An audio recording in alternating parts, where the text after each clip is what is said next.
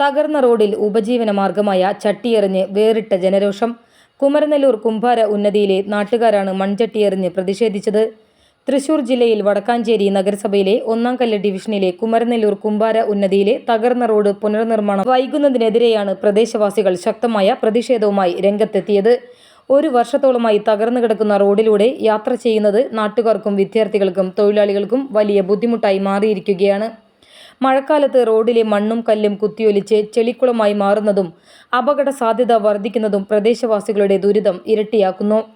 മൺപാത്ര നിർമ്മാണം ഉപജീവനമാക്കിയ കുംഭാര സമൂഹത്തിലെ തൊഴിലാളികൾ തങ്ങളുടെ പ്രതിഷേധത്തിന്റെ ഭാഗമായി മൺചട്ടികൾ എറിഞ്ഞ് അധികൃതരുടെ അനാസ്ഥയ്ക്കെതിരെ പ്രതിഷേധിച്ചു.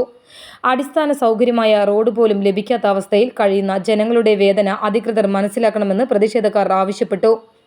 റോഡ് പുനർനിർമ്മാണത്തിന് അടിയന്തരമായി ഫണ്ട് അനുവദിച്ച് പ്രവൃത്തി ആരംഭിക്കണമെന്നും ജനങ്ങളുടെ യാത്രാ പ്രശ്നത്തിന് ഉടൻ പരിഹാരം കാണണമെന്നും നാട്ടുകാർ ആവശ്യപ്പെട്ടു. ജനകീയ വിഷയം പ്രാദേശിക മാധ്യമങ്ങൾ ശ്രദ്ധയിൽപ്പെടുത്തിയിട്ടും നടപടി കൈക്കൊള്ളാതെ ഇല്ലാത്ത ഫണ്ട് വകയിരുത്തിയിട്ടുണ്ടെന്ന പ്രസ്താവനയാണ് കൗൺസിലറും കൂട്ടുകാരും പറയുന്നതെന്ന് പ്രക്ഷോഭക്കാർ പറയുന്നു.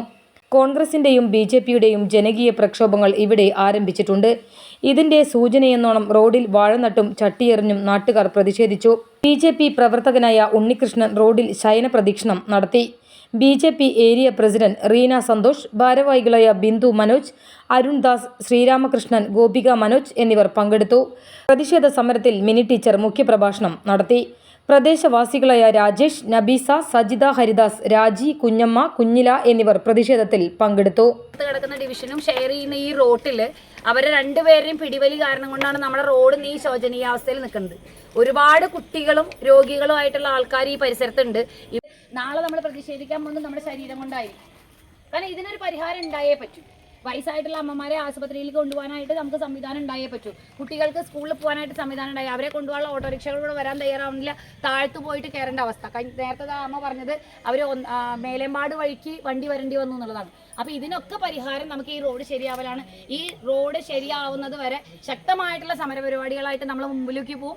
അതിന് നമ്മളെല്ലാവരും നിങ്ങളുടെ കൂടെ ഉണ്ടെന്നുള്ള ഉറപ്പാണ്. നിങ്ങൾ നമ്മുടെ കൂടെ ഉണ്ടാവുക. നമ്മളെല്ലാവരും ഒറ്റക്കെട്ടായിട്ട് നിന്നിട്ട് നമ്മുടെ ശബ്ദം കരയുന്ന കുട്ടിക്ക് പാലുണ്ടാവുള്ളൂ എന്നുള്ള ബോധം നമുക്ക്